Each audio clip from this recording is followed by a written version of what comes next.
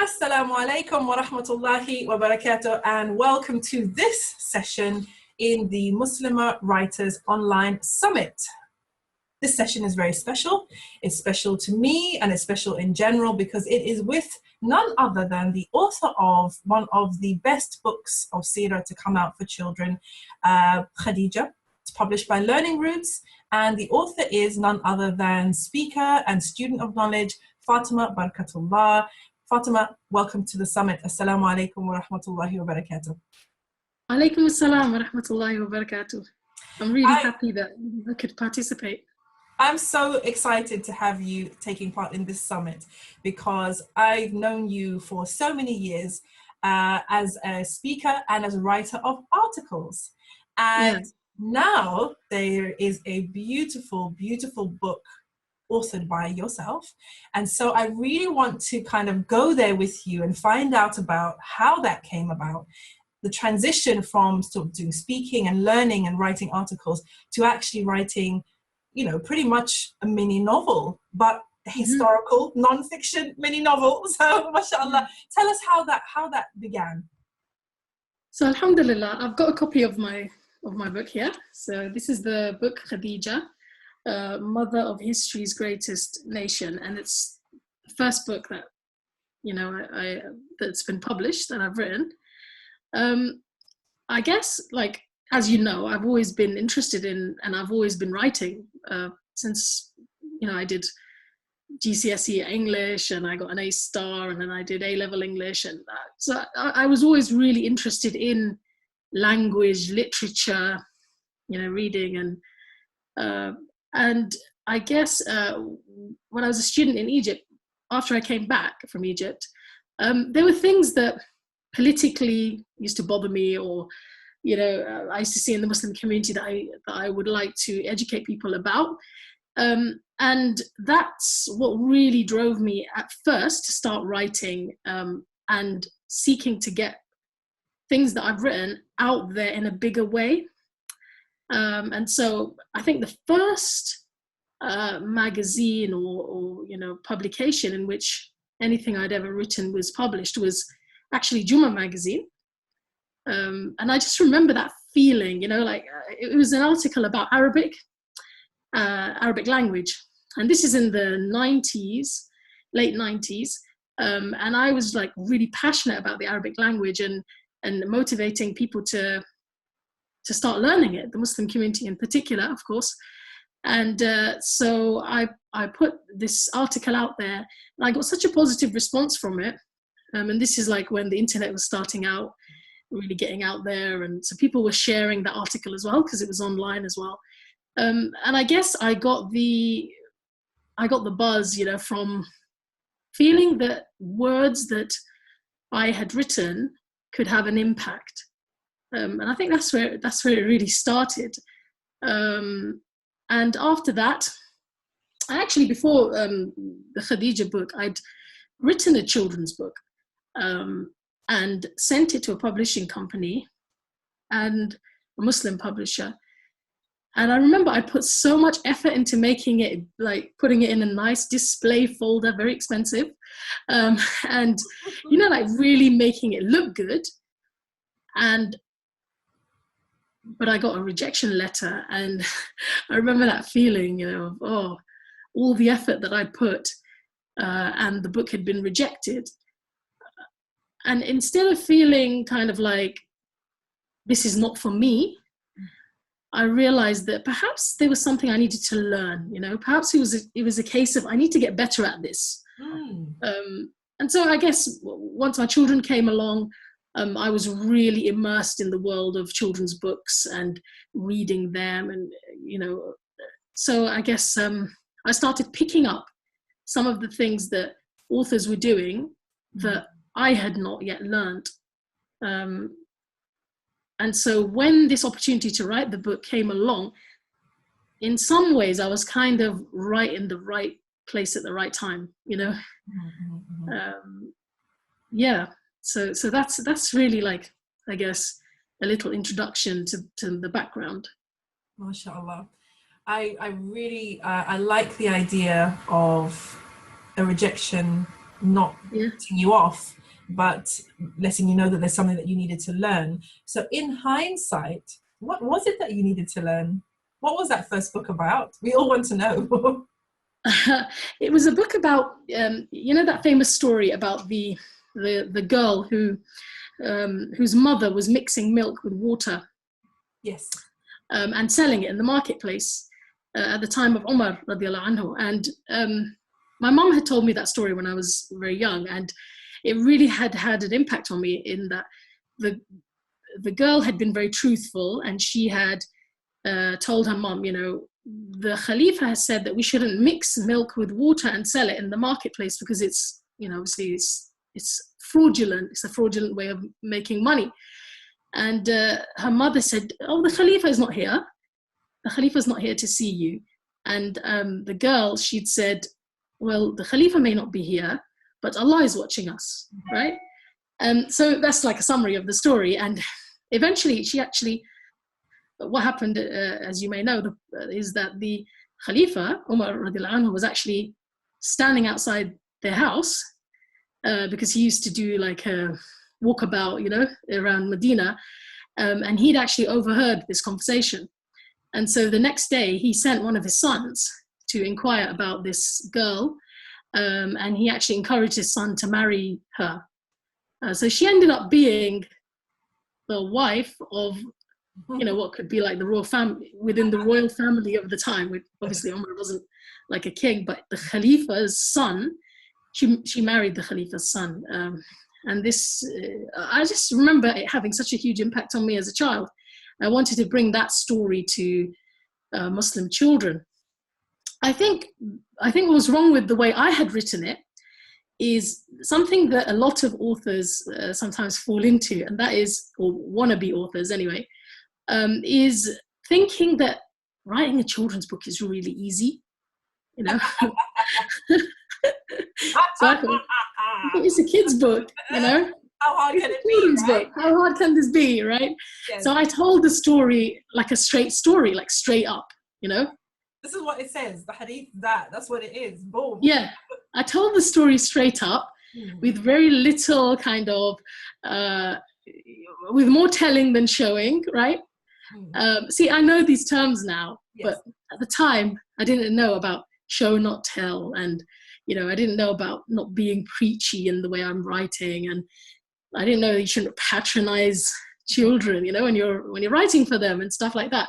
I was just being me, and I think obviously it just wasn't creative enough. It just wasn't a creative and compelling enough. Not that the story wasn't creative, the story wasn't compelling. Of course, it was a compelling story, but I wasn't telling it in a compelling way for a modern day audience. That's one way I could look at it. Another thing I did think to myself is, you know, it's not always that there's something wrong with your book or the way you've written it. It could be that it just doesn't suit that particular publisher, yeah. You know? You think that was the case? So, I'm wondering, from their point of view, did they think that it wasn't creative enough or compelling enough, or was it just didn't fit their list? I think it was probably both, okay. You know? And so I think one of the policies I've always had is, alhamdulillah, I don't think there's anything that I can't learn, you know? Inshallah. and I think so when I've been rejected in that way, of course, like, as a human being, you do feel a bit down, right? Because you've put all that effort in. But for me, it's about thinking, okay, well, what was it? What exactly was it that could have made my book better, you know? So anyway, I think what it really did was, after that, when I was reading books, especially to my children in their various different ages and stages, I started becoming a lot more observant about what the author was doing. Right. You know? Right. Yeah. Yeah. And so in a way, my kids were my research, you know, and my training, because, you know, you read a book, you see the children's reaction to it. And, you know, sometimes I would look at a book, a very simple book, like I don't know if you know that book, Rosie's Walk, right? Oh yes, everyone knows Rosie's Walk. Yeah, or you know, these sort of really classic books, yeah. Or even books by Roald Dahl. And I would, instead of just reading it, in my mind, I would sort of be analyzing it, you know, how he starts, for example, with Rosie's Walk. Why is this story so interesting? You know, why is it that it draws you in and you can read it again and again and look at it again and again? Obviously, it's a picture book, but still, you know, there are other books, like, for example, that book about the bear, the daddy bear who wants to sleep. Good night. It's no. It's like something about good night. Oh, it is The Bear Family. It's by Jill Murphy. It's The Bear Family, right? Yeah, The Bear Family by Jill Murphy, and it's something to do with good night. It's something to do with good night, but he can't sleep, isn't it? And he goes here and he says, I can't stand. He goes to different rooms. Yeah.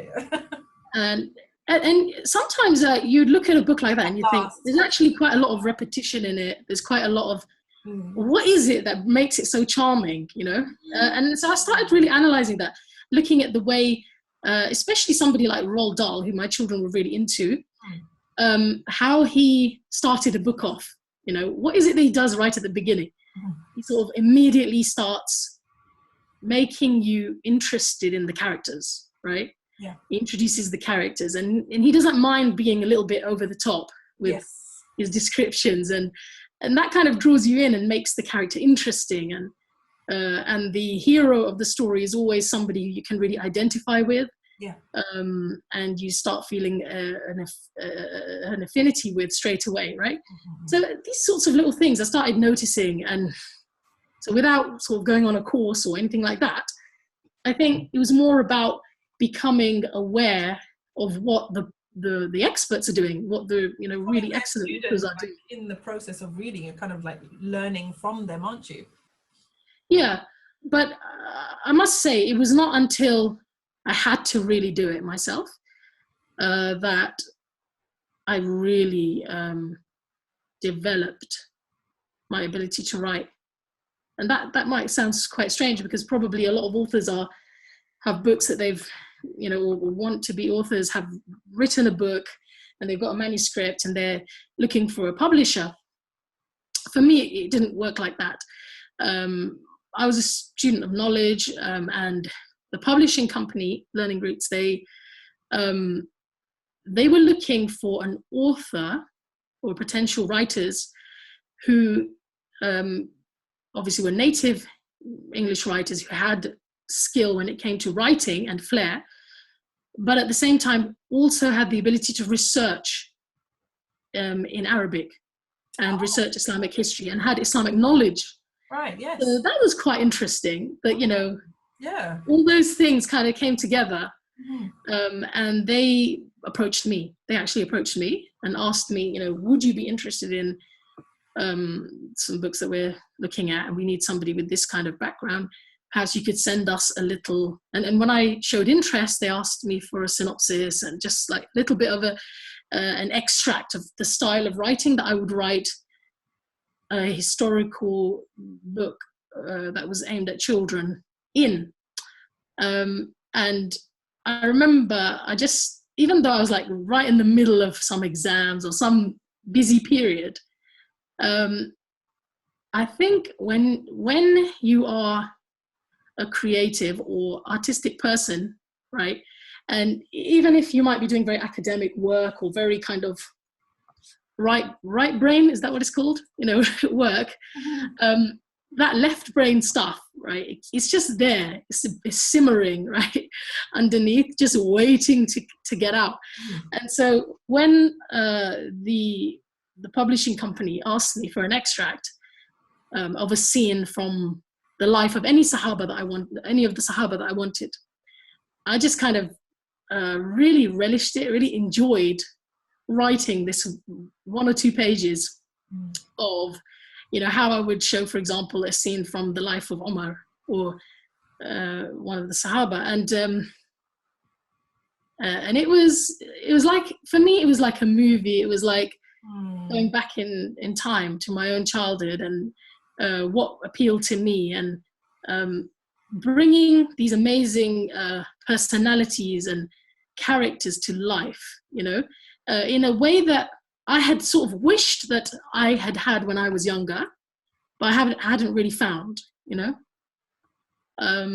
So I think they really liked the extract that I wrote. They saw potential in it, let's put it that way. And at the end of the day, they took a risk with me because I was a new author or a new writer, and it was new for me, this area of writing. But I think they saw my enthusiasm. They saw the potential in that extract that I'd written. And I think I just was so passionate about the project, you know. So when, for example, they talked to me about Khadijah radiallahu anha and writing a book for older children that would really bring her story to life, and I think I just immediately expressed to them my genuine interest and passion for the subject. And the reason why I felt so passionate for the project was that I remembered myself as a young girl.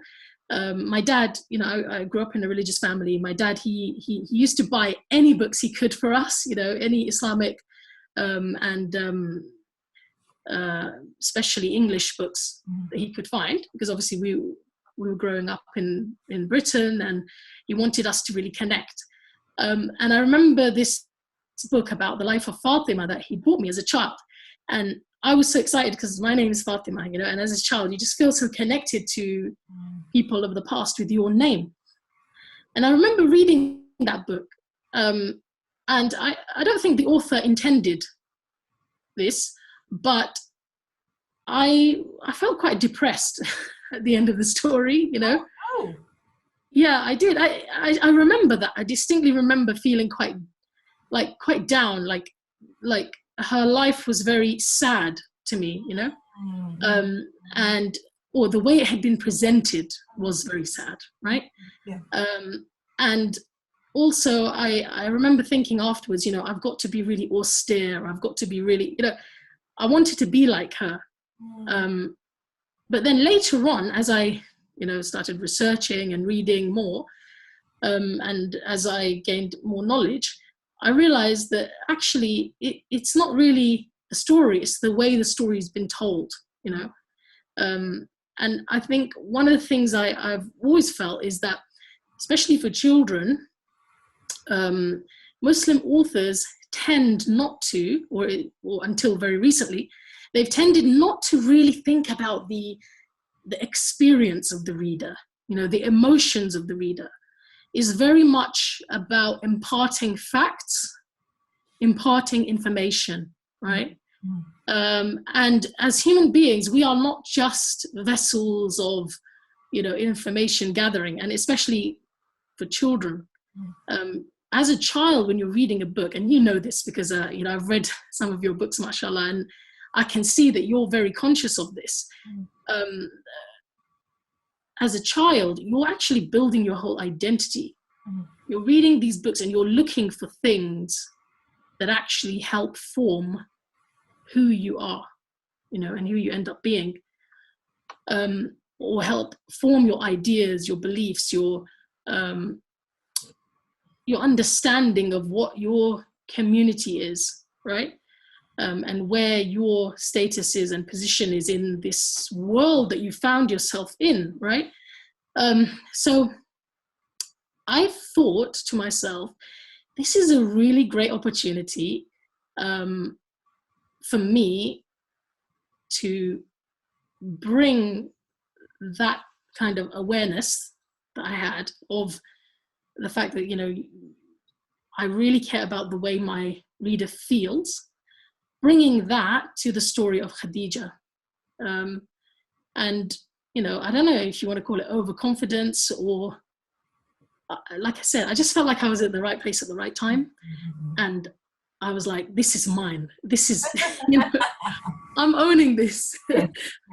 I'm going to do this and I'm owning this. And alhamdulillah, I felt like I'm the right person to do this as well, you know. Yes. And that's without wanting to brag or anything, you know. It literally, because like I said, it's more about the awareness rather than the fact that I had the skill. So once I'd kind of got to that stage, I was like, I'm doing this, you know, and I'm doing this well.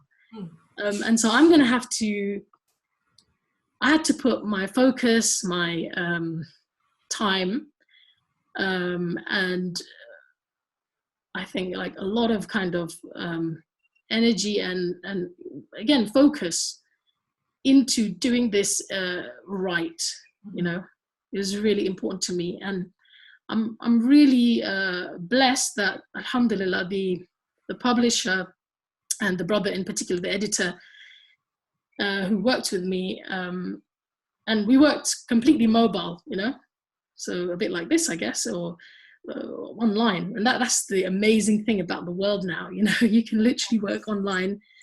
You don't have to have met the person who you built a whole project with, right? So we worked in this kind of mobile way, but he had the patience and the willingness to see it through, you know. And I really felt that he believed in me. He believed that I could do this. So even though I remember the first time I'd written 5 chapters, and for me, I found having deadlines, having an editor, having somebody say, right, can we have the first 5 chapters by X date? I found that essential, and I found that very useful, especially as a first-time writer, because probably the hardest thing was actually sitting down, you know, and saying, I'm going to finish this part, you know, and just getting on with it and doing it, you know, and literally scheduling time in and protecting that time and saying, no, this is going to be my time for writing. I'm not going to do anything else. I'm going to take breaks every hour, right? I don't want any distractions. I'm going to ask my family to look after my kids or whatever it is that needs to be done, right? But this day, once a week, was my day for researching and writing. And I took myself off to the library. For me, the library was the best place. At home, all I could see was laundry, you know, and the dishes. And even on a day when everything was tidy and everything was nice, yeah, there's always things that you see and just distractions, you know, distractions. And I felt being in the library, knowing that there was a closing time at the library, and there were kind of limited facilities, right? It kind of forced me to get on with it. And that's what I did. I took my prayer mat with me. Wow. Down to Hendon Library. Most of the time I did it at the library, and I literally prayed there. I lived there, you know, for that one day a week, for as many hours as I could in one go.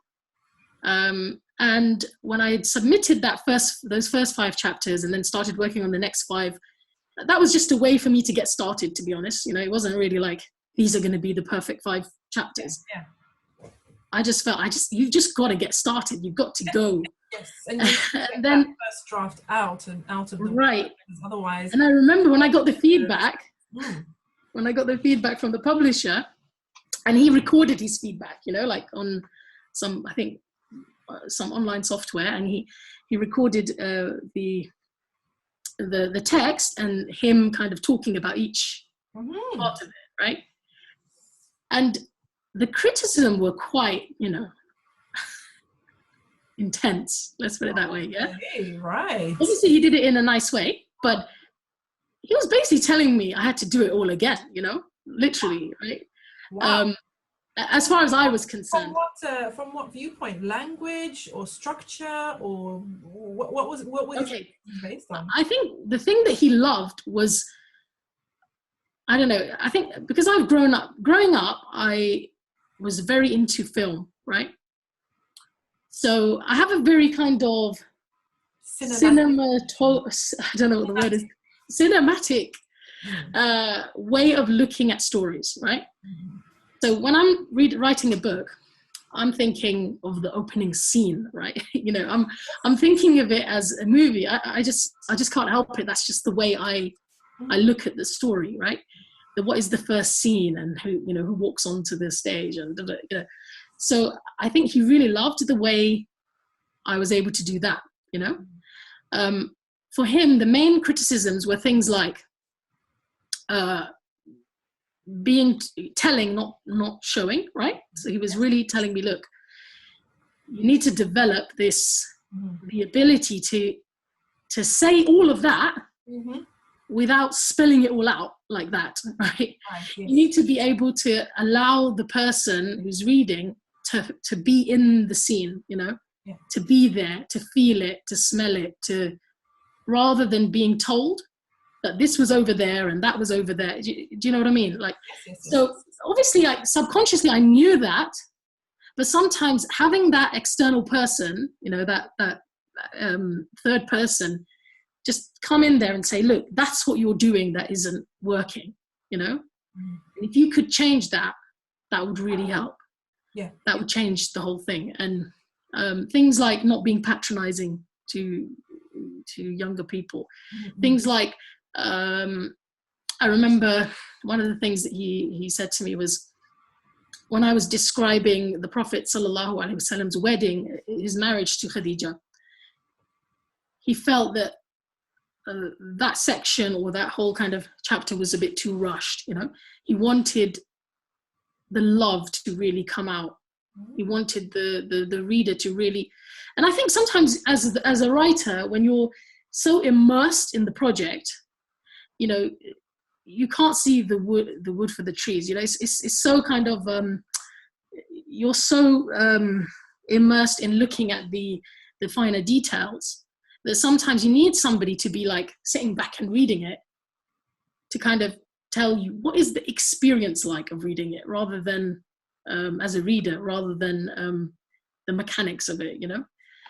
So I really benefited from his feedback, and I never got offended by it, you know, because I know that a lot of writers, they do have this problem that either getting offended by anyone's desire to change or critique your work, or losing confidence, right? For me, I was so in this project. I was like, I'm going to do this. You know, we're going to do this, whatever it takes. So let me take that on board. And now this is when I really started studying the works of other authors, you know. When he started talking to me about showing, not telling, and this type of stuff, I really was like, well, how do you do that? You know, it's actually quite a difficult concept to grasp, I think. Sorry? I think it's quite a difficult concept for a lot of authors to grasp, you know, show, not tell. Yeah. And it helps when you look at examples side by side. This is showing, this is telling. This is telling, showing. What's this? Is this showing or telling? What's that? You know, but you have to get used to it, because I don't think people naturally know how to show, not tell. I think it's quite a skill to master. Yeah, and I think it wasn't just the concept of it that was obviously, like, we understand the concept. How to do like, it, you know, it's the nitty gritty of it. Like, I need to actually have the words now, you know, to be able to bring this to life. Yes. I need to be able to articulate the words. Yes. So I just went to people like Charles Dickens, you know, that I remember reading Oliver Twist, and there's this beautiful scene, or it's not so beautiful, but it's beautifully written scene of a marketplace in London, right? The way he describes it, I think it's like Spitalfields or something, you know, some common marketplace in London from that time. And it was so amazing the way he wrote about it. You just were there. You were there. Yeah. You could smell it. It stank. And you know, you could hear the whirring of the carts, and you could see the donkeys, and you could see it, and you could smell it, and you could hear it, you know. And you know what I did as an exercise? I just literally took that scene from Oliver Twist, and I said, I'm going to describe the Meccan marketplace. and I'm using Charles Dickens, you know, as as a my guide. template. Yeah. So I literally, and I know this sounds like, what, you know, like I know people think, you know, you're going to say, you know, oh, I had this magical talent and I just, you know, kind of summoned up my creative skills and it all came together. No, it wasn't like that. No. It was literally looking at the best, you know, and saying, I can do that. I need to bring the Makkah market to life the way he brought a London market to life, with Makkah, you know, with the Meccan things, you know, the scenery, etc. And so that's what I did. I looked at the way he'd written it, and I just thought, right, he's talking about the animals, right? I'm going to write them. I'm going to talk about the animals. He's describing the smells. I'm going to describe the smells, you know? And I literally started having to resort to, obviously, thesauruses and books, and alhamdulillah, we've got the internet, you know, to literally look up words that describe X, words that describe Y, you know. It's amazing. It's an amazing resource. And I remember at one point I had to describe Abu Talib, Abu Talib, the Prophet sallallahu alaihi wasallam's uncle, in a very worried state, right? He's very worried. He had all these debts and burdens, and this was going to lead on to the Khadijah adopting Ali radiallahu anhu, right? Abu Talib's son. Now I thought, how am I going to bring the worry that Abu Talib had to life, you know? And I researched online, and I remember thinking, okay, descriptions, dark descriptions, sadness, you know, I just typed these words for inspiration. Descriptions of the darkness, descriptions of night. And I found beautiful descriptions, some of which had nothing to do with what I was writing, you know, but some of which were really evocative, you know, really evoked the exact sort of depressive and negative feeling that I wanted to bring out.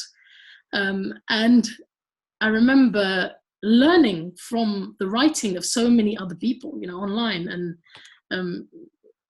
and I felt very thankful that we had this resource, you know, the internet, where literally the talent from all over the world was at your fingertips. You know, you could look up somebody else's description of something and learn from it, you know. So I think hack that one, definitely. Sorry? It's a really interesting hack. It's a really interesting exercise for creative writers, mashallah. So I hope that the viewers will take note of that. I just want to pick up on a couple of things that you mentioned. Sure. One of them is the use of the thesaurus. And also going back to the classics to kind of learn storytelling skills, I guess, and storytelling structures. And then also your use of the internet to actually search up different ways of describing things that you wanted to describe, and getting inspiration from that as well. It's really, really interesting and really cool. So, okay, we're writing a story about the life of Khadijah radiallahu anha. Okay, working with Learning Roots, which is an Islamic publisher. So what did the research entail? Because obviously they wanted somebody who could tell a story, but also could do research, maybe more research than most of us could do, because we would probably have to rely on English language resources. And they wanted you to be able to have a wide variety of resources. So, you know, writing a historical novel is one thing. Historical novel, that's one thing. Writing a novel-style biography of a religious figure is something entirely different. A, how did you tackle that from a practical point of view? And B, did you feel that pressure? Definitely. I mean, just starting off, I was like, right, I need to get in the right mindset for approaching this, because Khadijah is the mother of the believers, right? She's the Prophet's wife, alayhi salam, and, you know, radiallahu anha. And it's a very sensitive topic, right? At the same time, I understood that because I've studied, you know, for some time, I knew that there were going to be very few resources on Khadijah, radiallahu anha, because the fact is that most of the hadith of the Prophet sallallahu alaihi wasallam and the hadith collections, they most of the hadiths were narrated after Khadijah radiallahu anha passed away, right? In Medina, because in Mecca the Muslims were persecuted. It wasn't really the time when they were kind of narrating hadiths and writing things down. It wasn't that kind of place. It's only when they moved to Medina that now they had established themselves. There was peace, relative peace. There was relative security, that they could now start thinking of higher things, right? Things like writing things down, preserving, narrating. And in fact, it was only after the Prophet ﷺ's death that hadith really became like, a science that people literally traveled and sought and knowledge of, etc. Right? So we're talking about a time that we don't have that many narrations about, right? So I already knew that there was going to be very little personal information about Khadijah. So that meant, so now I asked myself, so does that mean we shouldn't tell her story? No, that's not the case. So I came to that conclusion very early on. We're going to tell her story, but we've got to tell it, being truthful to the narrations that have been, told about her. But there are going to be a lot of, as a writer, especially somebody who's trying to write a book that's appealing to young people or to modern audiences, you can't just have like a scantily written book, that doesn't have a lot of kind of meat to it, right? Yeah. So one of the things I did was, early on, I consulted with scholars, and I talked to them about what the boundaries were, Yeah. Where was there a lot of flexibility? Where was there no flexibility? And the types of scholars, and I consulted different scholars so that I could get a wide range of kind of people from different backgrounds, to give me their input. Because at the end of the day, I want to write something that is beneficial, but that Allah is pleased with, at the end of the day. So those things were a concern for me. So one of the things that the scholars that I consulted said to me was that, when it comes to the seerah, and when it comes to narrating stories of, biographical stories of the past, there is actually quite a lot of flexibility in that, in the sense that, like if I was teaching a class of fiqh, right, Islamic law, and I was teaching you the rights and wrongs of salah, now when I'm narrating something of the Prophet ﷺ, I need to check, I need to make sure, of what I'm narrating. It needs to be very carefully looked at, right? Why? Because we're extracting law from it, right? But when it comes to telling the story of the Prophet ﷺ, the scholars of the past and present always had this attitude that, even narrations that are not like considered to be like the highest of the high, right, in terms of ranking, they can also be used to inform the story of the Prophet ﷺ and to convey that story. I remember one of the shuyukh, he said to me, and these are, I'm talking about quite conservative shuyukh, yeah? I'm not talking, you know what I mean, right?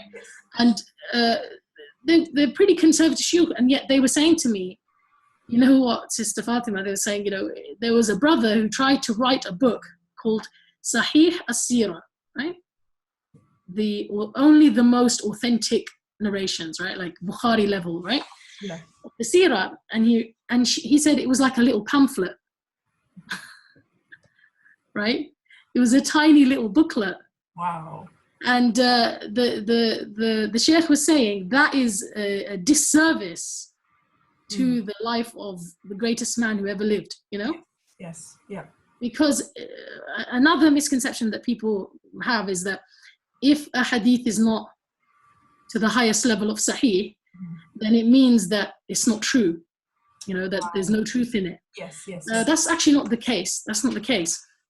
Obviously, I'm not going to go into a hadith lesson here with you, but one of the things I learned in the process was that, when it comes to, unless a hadith is like completely rated as a fabricated or you know, very, very criticized by scholars, I could actually use hadiths to inform the way I looked at this story, you know, and the life of Khadijah radiallahu anha. Some of the scholars said to me that when it comes to certain characters, like for example, one of the things people will notice in my book is that I've been quite free in describing and talking about Abu Jahl, for example, right? Yeah. Abu Jahl, the baddie. And that was because, first of all, everything that I've written about has got some basis to it, you know? Yes. It's not that, like, for example, there's a scene where Abu Jahl is very upset because Khadijah rejected him for marriage, right? His marriage proposal. Yeah. And she accepted the marriage proposal of the Prophet sallallahu alaihi wasallam, or she proposed to him, right? So the exact details of how Abu Jahl expressed his upset, they're not preserved, right? Okay. But we know that he was upset about that. We know he was angry about that. We know he was upset about that. And when I asked the scholars, they said to me, when it comes to Abu Jahl, when it comes to you know, certain figures, right? As long as you're true to the general story, it really is not like a rule or a kind of some sort of strict thing to sort of word for word be quoting them and stuff like that, right? So they said to me, there's a lot of leeway there, okay? Yeah. So what I had to do was, I was being very careful with the words of Khadijah radiallahu anha. I was being very careful with the words I was attributing to the Prophet sallallahu alaihi wasallam. Yes. And those words you will find in a hadith, right? Yeah. And even the scenes and the descriptions. There might be hadiths that people are not very familiar with, right? But they are there. They are hadith that are there and that have been narrated and that have been told whenever scholars wrote about Khadijah radiallahu anha. But in order to compensate for the lack of kind of ability to fully, you know, just sort of freely describe and talk and attribute things to Khadijah and the Prophet sallallahu alaihi wasallam. Yes. You know, obviously, we know that they didn't only utter the words that are in the hadiths, right? Of course, yes. You know, they're human beings. We don't have the details of their discussions when they first got married and when they got to know each other and, you know, all of that. Yeah. In order to compensate, what I did was I was very careful. I compensated sometimes by really going to town when it came to the scenes with the bad guys, right? And their conniving and their planning and, you know, and when I say go to town, what I mean is really bringing comedy in there sometimes bringing dialogue that wasn't necessarily written that, you know, they exactly said those words, but that we know that they had this attitude and we know that they had this feeling and how it may have been, you know, how it would have been and may have been. And so I think what that did was it kind of balanced it out, you know, in the sense that the book could contain comedy, it could contain, you know, the things that the children and the people like reading about and entertain people and, you know, bring a story to life.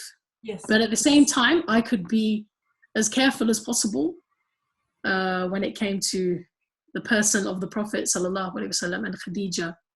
Yeah. Yeah. So yeah, I'm not gonna say to you that it was easy. It was hard. You know, it was hard. There were times when I was like, you know, I have to have full integrity to this.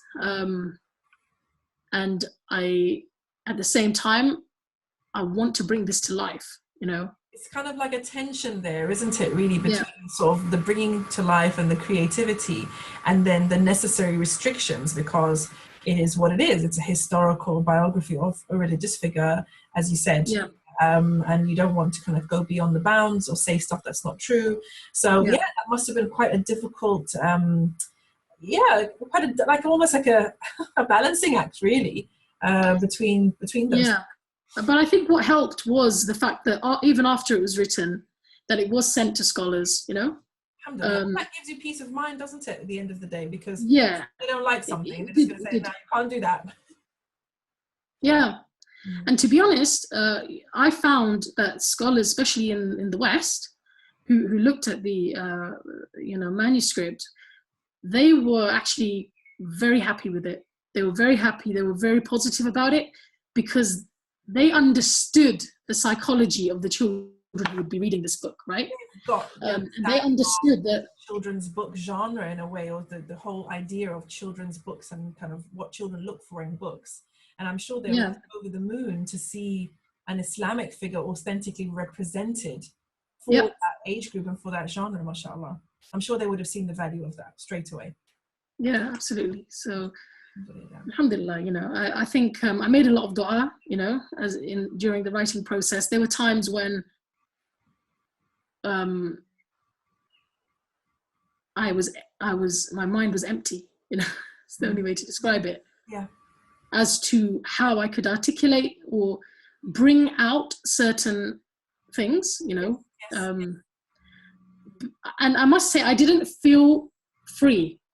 I would actually like to write a book one day where I do feel free, because I haven't had that experience. Yes, I was just about to say it's so different from fiction. Complete freedom, to take a character wherever I want it to go, etc. It wasn't like that at all. No.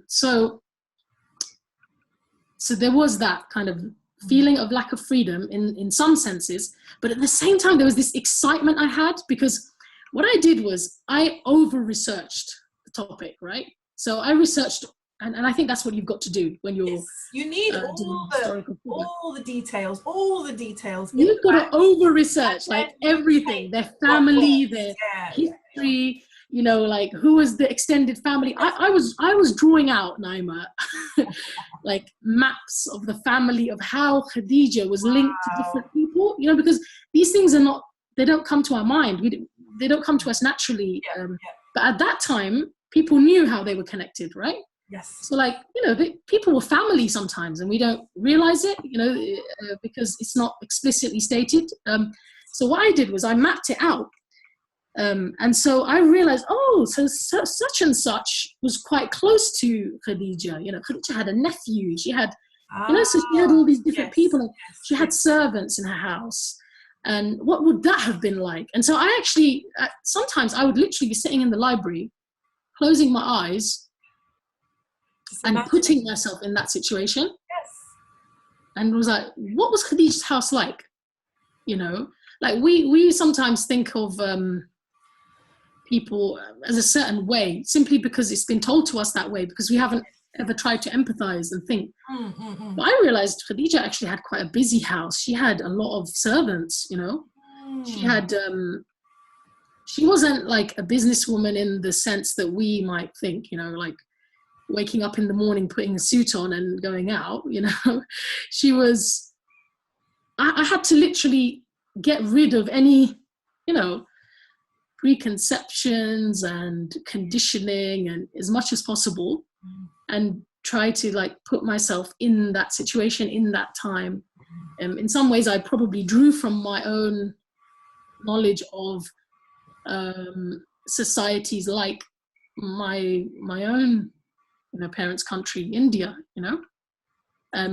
because the reason why I did that is because that feeling of extended family, being all around you, being in a town or a village where basically everyone is kind of related and linked. How does that dynamic play out? So full of servants, for that matter, that would have been an easy transition to make, because in Indian culture that's known, to have servants around, and how they work, house functions around them. Yes, exactly.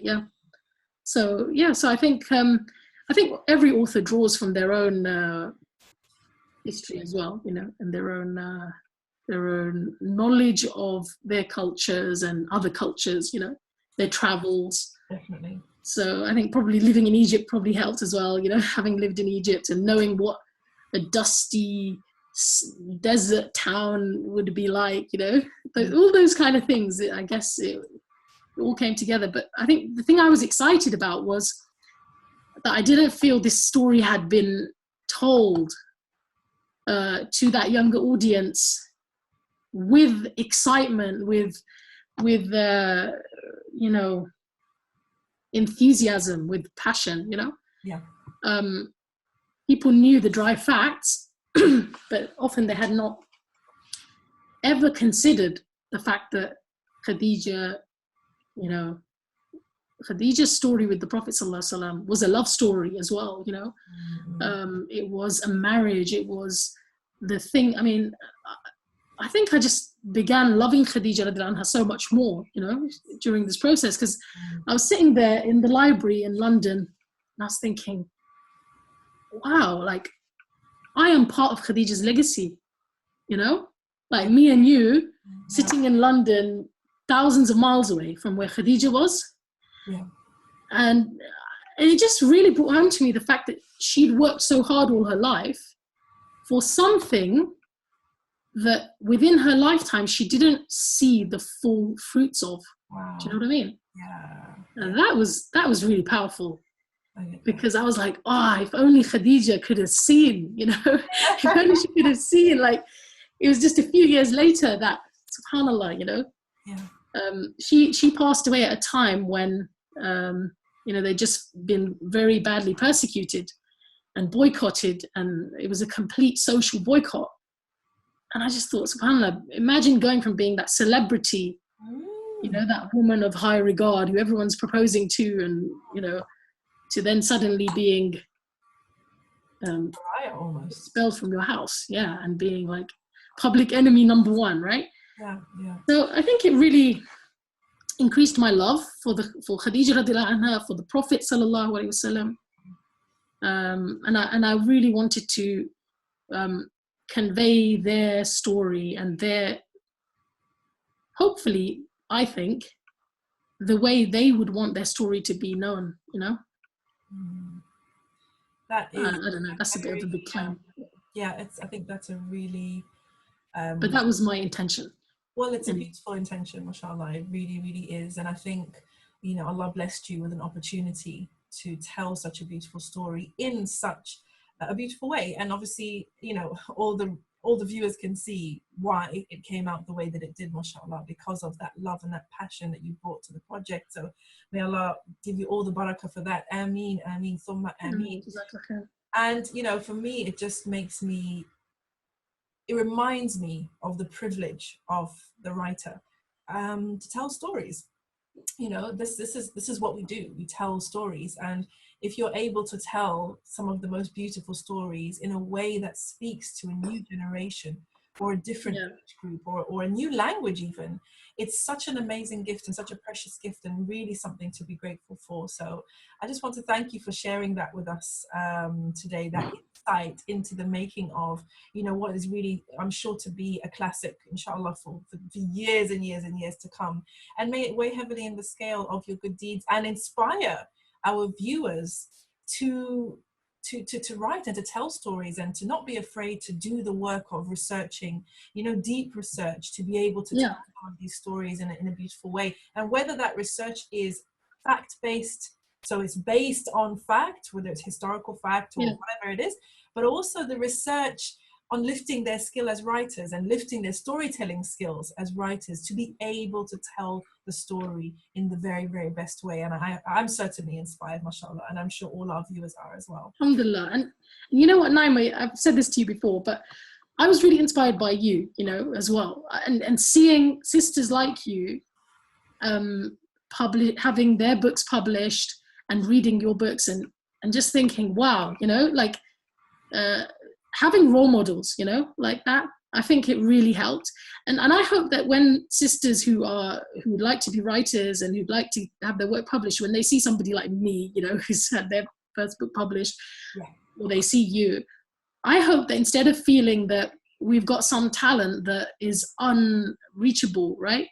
Or that we were lucky, or obviously I do know that Allah subhanahu wa ta'ala has blessed us.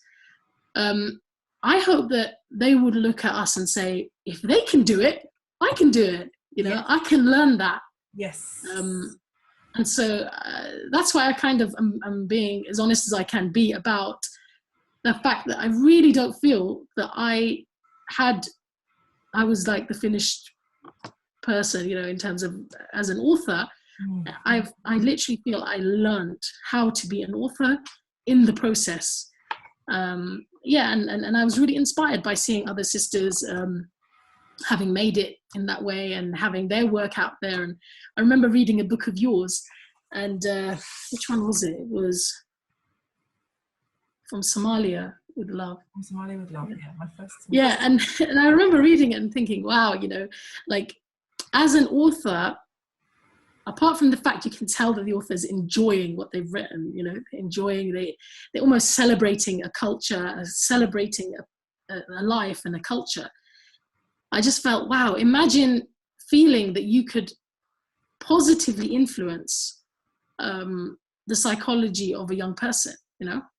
You could positively influence them. And so that's what I mean, like, you know, that I felt really inspired by seeing sisters like you have their work out there and thinking, wow, this is so valuable, you know, inshallah, some child somewhere is going to be reading that book and it's going to have quietly, you know, affected them in a positive way, hopefully. So, yeah, so Jazakallah khairan for that and for your encouragement as well.